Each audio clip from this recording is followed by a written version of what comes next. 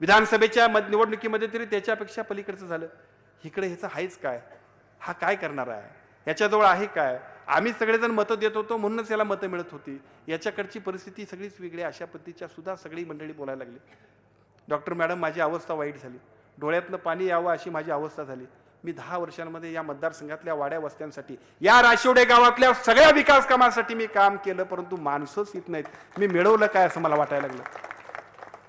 मी बघितलं माझ्या आयुष्यात, मला असं वाटलं मी चुकलो. मी सगळ्यांवर विश्वास ठेवत गेलो. मला असं वाटलं की मी सगळ्यांसाठी काम करतोय, मला सुद्धा लोक मदत करतील, आणि माणसं येत नाहीत, लोक जमत नाहीत, कसं व्हायचं असा सगळा प्रश्न पडत गेला. आणि जालंधर पाटील सर, हे अशोक आबा आपल्या सगळ्यांच्या बरोबर आले.